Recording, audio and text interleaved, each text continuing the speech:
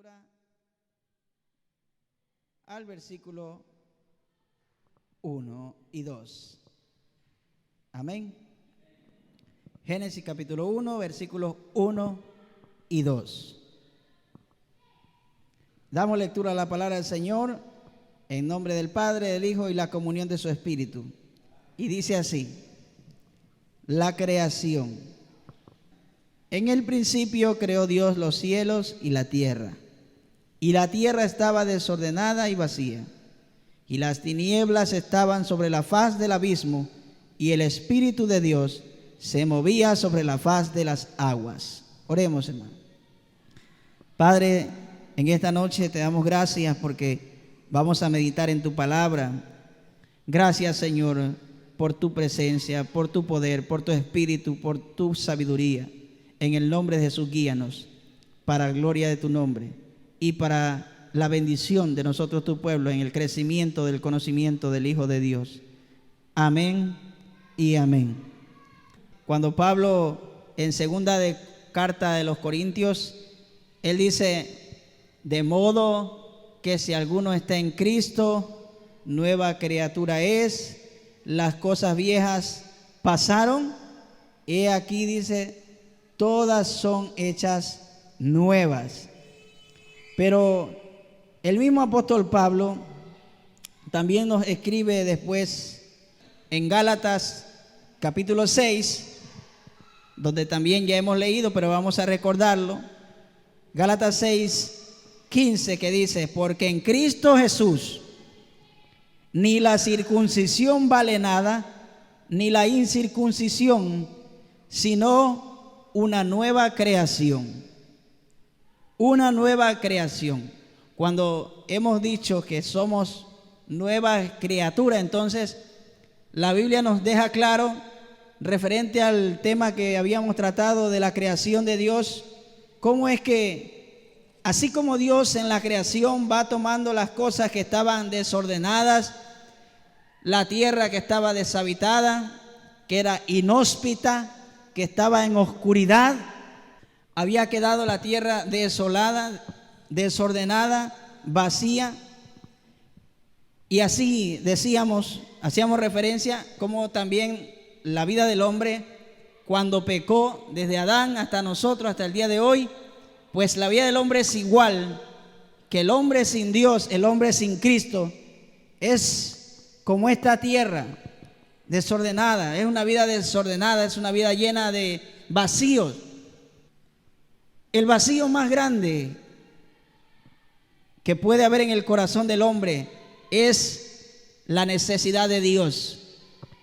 El hombre necesita de Dios, y mientras no lo tenga, aunque tenga posesiones, aunque tenga riquezas, aunque sea el más importante, el reconocido, que sea un hombre famoso, un personaje, aunque tenga las virtudes que ningún otro hombre puede tener, aunque posea lo que ningún otro hombre puede poseer, ese hombre será aún el hombre más infeliz, vacío,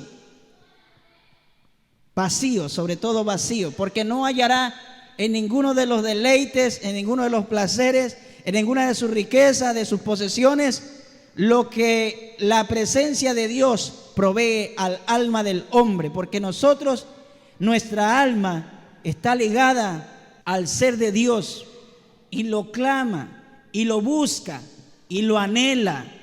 Aún el hombre más escéptico, aún el ateo, el incrédulo, en su interior anhela a Dios. Y es curioso que muchos hombres, aunque lo nieguen, pues lo sienten así, anhelan de Dios, porque sienten la necesidad, sienten el vacío, sienten el desorden de la vida. La tierra estaba desordenada y vacía, dice en la creación, ¿verdad? Y nosotros, pues, comparándonos, hemos estado con esta nueva creación, hemos visto que el primer día sucede lo más maravilloso que puede sucederle a todo hombre que está vacío, que está desordenado. Y es que cuando Dios dijo en la tierra, sea la luz, que haya luz, ordenó, ¿verdad?, que sea la luz, y fue la luz. Asimismo, cuando Dios nos permitió ver, cuando nuestro entendimiento fue alumbrado por la luz del Evangelio, entonces pudimos comprender que Dios nos amaba y nos llamaba para hacernos herederos con Cristo del reino de los cielos. Amén. Sin merecerlo. Dice el apóstol Pablo en 2 de Corintios 4:6, vamos a leer solo un versículo referente a esto, que él toma de la misma creación el ejemplo. Porque Dios, que mandó que de las tinieblas resplandeciese la luz, es el que resplandeció en nuestros corazones para iluminación del conocimiento de la gloria de Dios en la faz de Jesucristo. Dios, dice el apóstol Pablo, que mandó que de las tinieblas resplandeciese, ¿qué cosa? La luz, ¿verdad? Dice el apóstol, Dios que mandó que de las tinieblas resplandeciese la luz, es el que resplandeció en nuestros corazones. Cuando Dios creó el mundo, ¿qué dijo? Que brille la luz, que sea la luz. Y cuando la nueva creación, es decir, nosotros, estábamos por ser formados, cuando nos permitió entender la buena noticia del Evangelio, ¿qué hizo Dios? También iluminó el entendimiento. Es que Dios a través de su palabra estaba diciendo que sea el conocimiento dado para que entiendan, para que el hombre y la mujer comprendan, para que no los engañe más Satanás, que entiendan de una vez por todas que por medio de Cristo pueden ser salvados y pueden conocer la grandeza de la gloria, de las maravillas del reino de Dios. Esa es la declaración que hace el apóstol Pablo, que en los corazones de los hombres no salvados, que el alma vendada, el entendimiento, sea restituida al conocimiento de Dios. A continuación dice, después que Dios dijo sea la luz, ahora dice haya expansión en medio de las aguas, separe las aguas de las aguas, el verso 6. Es decir, este segundo día ejemplifica, o podemos compararlo también con nosotros, la nueva creación, como el proceso de separación. Ahora el creyente, luego que ha conocido a Cristo, empieza también un proceso de separación, es decir, que empieza a escoger lo mejor para sí mismo, para su alma y también para los que le rodean, porque lo que nosotros practiquemos en adelante entonces va a hablar y va a hacer la evidencia de que estamos siendo iluminados, de que estamos entendiendo, y entonces por ende nos vamos a separar. ¿En qué sentido nos vamos a separar? Pues ya lo leímos y vamos a recordarlo. San Juan 17:15 dice el Señor: no ruego que los quites del mundo, sino que los guardes del mal. ¿Sabe? El apóstol Pablo dijo: todo me es lícito, pero no todo me conviene. Todo me es lícito, pero yo no me dejaré dominar de ninguna cosa. Él dijo: aunque todo yo lo puedo hacer, aunque es verdad que muchas cosas podemos y nos están permitidas, pero aún así, dijo el apóstol Pablo, no nos podemos dejar dominar de todo, porque aquí abajo en el mundo hay cosas que contaminan, son desagradables. Santo significa separado del mal para el bien. Esa es la separación. Ya dijo Pablo que no es que porque seamos cristianos y nos tenemos que separar, no es que vamos a estar escondiéndonos o ser ermitaños. Significa una actitud de rechazo a lo malo. Esa es la separación, una actitud de rechazo a lo malo y un comportamiento que ejemplifique las verdades de Dios en nuestra vida, que resplandezca la luz del Evangelio en nosotros, es decir, que las verdades que aprendemos, que todo lo que nos ha sido iluminado, lo pongamos en práctica. Amén. Y ahí viene la separación. Empezamos a ser diferentes. Desde el momento que queremos amar a Cristo, ya somos diferentes, porque el mundo no ama a Dios, el mundo no obedece a Dios. El camino del hombre creyente y del incrédulo, cuando llega la iluminación de la obra de Dios, se separan allí los dos. La tercera cosa, luego la iluminación y la separación, viene la resurrección. Así como cuando Dios dijo que aparezca la tierra seca y todo lo que Dios ordenaba y ordena siempre se ha de cumplir. Cuando Él ordenó que aparezca la tierra seca, era porque estaba anegada, el agua la había cubierto. Cuando había en nosotros también, dice la Biblia, cuando estábamos sin Cristo y pecábamos, nosotros estábamos muertos en delitos y pecados. Mediante el bautismo nosotros representamos esta etapa de resurrección, que cuando nos bautizamos como creyentes en Cristo, dice que somos muertos como Él murió, pero que cuando nos levantamos del agua resucitamos como Él resucitó en vida nueva. Y Él decía: con Cristo estoy juntamente crucificado, y ya no vivo yo, sino que ahora Cristo vive en mí. El hombre ahora se ha levantado, pero no para vivir por sí mismo, sino para vivir para Cristo, y sea Él el que dirija nuestra vida. Amén. Por eso dice Romanos 6:11: así también vosotros consideraos muertos al pecado, pero vivos para Dios en Cristo Jesús, Señor nuestro. Vivos para Dios. En consecuencia, después que hemos sido iluminados, después que comenzamos a separarnos, porque hemos resucitado por la gracia de Dios a una nueva vida, ahora viene la impartición. Todo lo que había era no para sí mismo ni para su propio provecho. El sol no brillaba para sí mismo, brillaba para iluminar todo lo que estuviera a su alcance. La luna igual, el resplandor de la luna también era para impartirlo.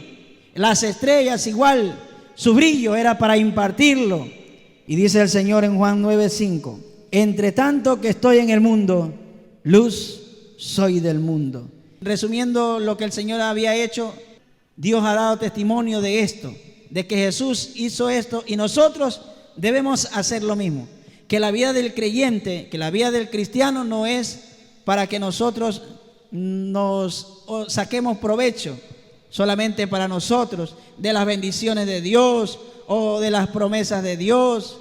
No es para que nosotros nos llenemos de vanagloria por recibir muchas respuestas de parte de Dios, por tener privilegios en la iglesia, por la gracia de Dios, ni nada de eso.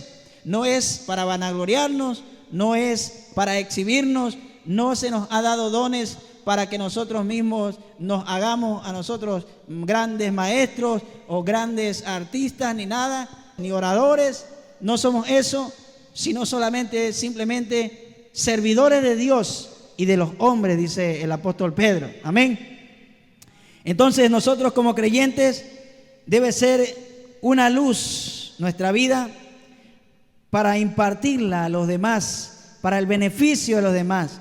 Acordémonos que el apóstol Pablo dijo que nosotros somos como un perfume, que podemos tener una fragancia de vida para los que se salvan, pero a la vez una fragancia mortal. Es decir, que si nuestra vida es ejemplar, va a condenar a muchos. A la vez que nuestra vida ejemplar también puede salvar a muchos. ¿Cómo es eso? Dice la Biblia que Noé condenó al mundo antiguo por su conducta, porque Dios lo vio justo, y por su justicia, por la fe en Dios, condenó al mundo antiguo, y se anegaron todos. ¿Vieron? Su vida condenó la vida de los demás, porque su vida era ejemplar y la de los demás reprochable, pero asimismo su vida, su obediencia a Dios salvó la vida de su familia, porque Dios en su misericordia le dijo: entra tú y toda tu familia al arca. Entonces, es lo que el apóstol Pablo también nos dice, que nuestra vida tiene este doble efecto de que imparte vida, pero a la vez condena. Condena a los que nos ven viviendo y amando a Dios, porque un día, si no le reconocen, van a ser juzgados y en el día del juicio el Señor dirá, bueno, tú tuviste a este de vecino, tú lo viste como él pudo caminar, no tienes excusa porque él, que también era tan débil como tú, que también fallaba, que también fracasaba, que también se equivocaba, él perseveró hasta el final y ha logrado llegar hasta el reino prometido. Pero tú fuiste un hombre insensato, un hombre necio. Muchos hombres, ¿cómo serán tratados por causa de que verdaderamente teniendo tales vidas imperfectas? Si Elías mismo dice la palabra de Dios que era un hombre imperfecto, lleno de defectos, que tenía las mismas inclinaciones que nosotros hacia el pecado, la misma naturaleza, no era un superhombre, pero obedecía a Dios. La vida de un hombre de Dios, la vida de alguien que ama a Dios siempre condenará a los que están cerca y no obedecen a la palabra de Dios, pero también beneficiará y será de bendición para los que lo ven y obedecen a la palabra de Dios. Procuremos impartir lo que Dios nos ha dado, los dones, todo lo que Dios nos dé y lo que venga a nuestra mano, que sea para la gloria de Dios y la bendición de los que están cerca. El quinto día, ¿qué dijo Dios? El quinto día dijo Dios, produzcan las aguas seres vivientes y aves que vuelen sobre la tierra en la expansión abierta de los cielos. Y creó Dios los grandes monstruos marinos y todo ser viviente que se mueve, que las aguas produjeron según su género, y toda ave alada según su especie. Y vio Dios que era bueno. Y Dios los bendijo diciendo, fructificad y multiplicaos, llenad la tierra y los mares, las aguas de los mares, y multiplíquense las aves en la tierra. Y fue la tarde, la mañana y el día quinto. Aparecieron las aguas. Ahí viene otra palabrita más que podemos añadirle a nuestro proceso de vida cristiano. Ya dijimos la iluminación, luego viene la separación, luego viene la resurrección, inmediatamente viene la impartición, porque comenzamos a ser ejemplo, pero también en esto que estamos siendo nosotros partícipes de la gracia de Dios, viviendo para Dios, estamos también manifestando que vamos progresando como creyentes, que vamos por el mundo transitando como peregrinos, como extranjeros, y que vamos dejando huellas. Primera carta de Pedro, capítulo 2, versículo 11, dice así: amados, yo os ruego, como a quienes, como a extranjeros y peregrinos, que os abstengáis de los deseos carnales que batallan contra el alma, manteniendo buena vuestra manera de vivir entre los gentiles, para que en lo que murmuran de vosotros como malhechores, glorifiquen a Dios en el día de la visitación, al considerar vuestras buenas obras. Por causa del Señor, someteos a toda institución humana, ya sea al rey como al superior, ya a los gobernadores como por él enviados para castigo de los malhechores y alabanza de los que hacen bien. Porque esta es la voluntad de Dios, que haciendo el bien hagáis callar la ignorancia de los hombres insensatos, como libres, pero no como los que tienen la libertad como pretexto para hacer lo malo, sino como siervos de Dios. Entonces, hermanos, somos extranjeros y peregrinos, es decir, que estamos de paso. Aquí solamente ha sido una manifestación lo que tenemos en la tierra, es una breve estancia, pero no es por gusto, es para que demos gloria a Dios por medio de lo que hacemos nuevamente. Siempre está ahí la cuestión de las obras. Las obras jamás nos harán salvos, pero serán una evidencia y una gran ayuda para los que ven que la vida cristiana es más que palabras, sino que son hechos irrefutables. En Filipenses 3:12 el apóstol Pablo dice así: hermanos, yo mismo no pretendo haberlo ya alcanzado, pero una cosa hago, olvidándome ciertamente lo que queda atrás y extendiéndome a lo que está adelante. Prosigo a la meta, al premio del supremo llamamiento de Dios en Cristo Jesús. No es que nosotros ya, al ser iluminados, al ser nosotros separados, a estarnos separando, al resucitar con Cristo, al impartir con el ejemplo los dones o todo lo que Dios nos dé, no es que con esto ya estamos ganando el cielo, hermano. No, es simplemente el proceso que llevamos aquí en la tierra. Pero sí tenemos que tener presente que es nuestra meta, nuestro punto de llegada, sí, es el cielo. Para allá vamos. ¿Cómo lo vamos a lograr? Siendo perseverantes. Siendo perseverante, dice el apóstol Pablo, prosigo a la meta, para ver si logro asirme también aquello para lo cual fui asido por Cristo. O sea, estoy siguiendo para ver si llego. Estoy prosiguiendo al camino, aunque todos los días pienso que no lo he logrado, pero estoy siguiendo. Aunque cada día me levanto y creo que no he estado en el lugar correcto o que no ha sido mi actitud la misma o la adecuada, que no ha tenido las palabras precisas, que no he hablado conforme a las palabras de Cristo, que no he pensado conforme a los pensamientos de Cristo. Aunque cada día me levanto sabiendo que estoy todavía en este mundo peligrando de que mi vida perezca, de que habiendo animado a muchos, de que habiendo, dice Pablo, sido heraldo, de habiendo hecho muchas porras a los demás, después yo me vaya a quedar siendo descalificado, yo vaya a ser descalificado del reino de los cielos. Pero yo lo que sí sé es que yo prosigo, yo no me detengo, yo estoy aquí, pero mi meta está allá en los cielos. Allá esperamos una mansión no hecha por manos humanas, sino por la mano de Dios. Porque en el 20, mire cómo dice Pablo: mas nuestra ciudadanía está ¿dónde? En la tierra. No, ¿verdad? En los cielos, de donde también esperamos al Señor, al Salvador Jesucristo, al Salvador, al Señor Jesucristo, el cual transformará el cuerpo de la humillación nuestra para que sea semejante al cuerpo de la gloria suya, por el poder con el cual puede también sujetar a sí mismo todas las cosas. Dios nos llama a una nueva vida para que a medida que avanzamos en el camino de la fe, seamos fortalecidos, crezcamos, demos frutos, no solo de conversión, de arrepentimiento, sino cada día de amor, de paz y de gozo en el Espíritu.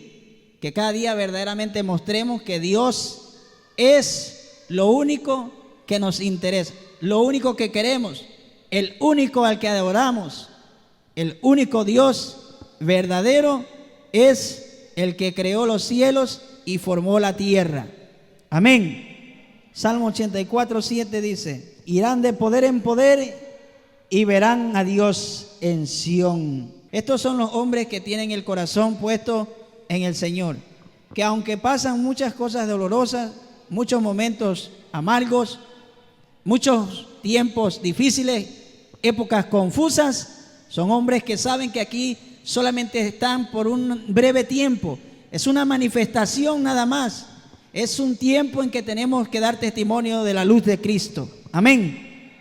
La capacidad entonces del creyente para levantarse sobre el mundo es lo que lo hace diferente. No es que seamos mejores, como siempre dice nuestro hermano pastor, sino es que ven la diferencia, ven la actitud ante la vida, ven que ese hombre no se desalienta fácilmente, que aunque pierde muchas veces la fe, que quizás se queda sin fuerza, sin ánimo espiritual, pero vuelve a levantarse con más fuerza, porque los que esperan en Jehová tendrán nueva fuerza, y aún los que no tienen ninguna, Dios les va a dar fuerza, dice el profeta Isaías, y levantarán sus alas como las águilas. Amén. Ese es el creyente, hermano, un hombre que no se acobarda ante las situaciones, sino que sigue firme hacia adelante. Por último, hermanos, el sexto día, que viene lo que puede llamársele la confrontación. Vamos a leer Romanos 8:29, hermanos. Romanos 8:29. Dice así el apóstol Pablo nuevamente: porque a los que antes conoció, también los predestinó, para que fuesen hechos conforme a la imagen de su Hijo. Dios desde el principio ya sabía entonces a quién iba a elegir, y ya había decidido que fuéramos entonces semejantes a su Hijo, para que éste sea el mayor entre todos, Cristo. Adán nos dejó como regalo, como legado, la muerte, pero Cristo, por medio de su muerte, nos dio la vida. Y así como en Adán todos mueren, dice el apóstol Pablo, ahora en Cristo todos serán vivificados, todos serán llenos de vida, de la vida de Dios, de la eternidad de Dios.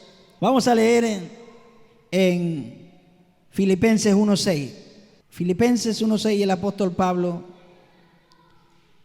animando a los hermanos y gozoso por la iglesia de Filipos, él les dice: doy gracias, le dice en el 3, a mi Dios, siempre que me acuerdo de vosotros, siempre en todas mis oraciones rogando con gozo por vosotros, por vuestra comunión en el Evangelio desde el primer día hasta ahora, estando persuadido, es decir, él estaba convencido de lo que les iba a decir, estando persuadido de esto, le dice, que el que comenzó en vosotros la buena obra, la perfeccionará hasta el día de Jesucristo.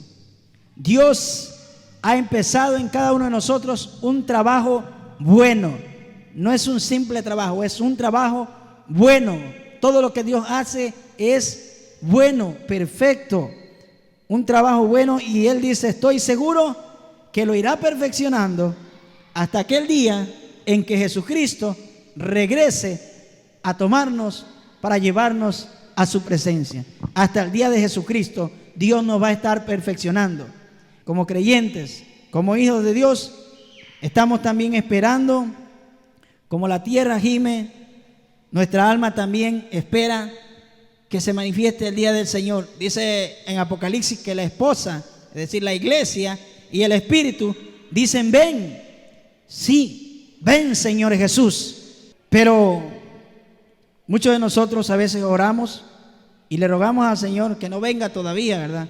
Porque sentimos que falta mucho, que falta esta vida que llevamos, como nuestra vida espiritual la vemos muy raquítica, nos vemos enclenques, nos vemos todavía unos niños espirituales, todavía necesitamos de leche, todavía nos vemos con celos, con ira, con contiendas, con pleitos, con divisiones. Y no podemos entender que esto es un proceso, hermano, que día a día el Señor moldea nuestra vida. Y no será sino hasta el día en que muramos, en que verdaderamente seremos perfectos. Ese será el día. El día que cerremos los ojos aquí en la tierra será el día en que empecemos a ser perfectos. Eso sí, en la presencia de Dios. Y al séptimo día, ¿qué pasó? Pues Dios descansó. Y bueno, esto puede decirse que es también la etapa de satisfacción del creyente. El día de descanso está reservado para nosotros también, hermano. Dice la Biblia que el Señor ha dejado en nosotros un día en el cual nos va a dar reposo, en su presencia, obviamente.